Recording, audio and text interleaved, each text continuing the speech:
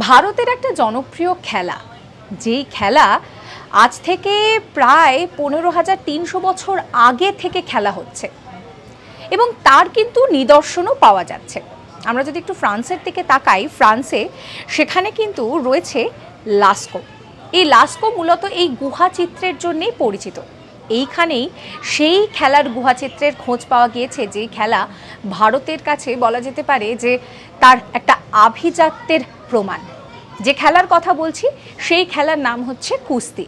ভাবতে পারছেন, আজ থেকে এত এত এত হাজার বছর আগেও কুস্তি খেলার অস্তিত্ব ছিল।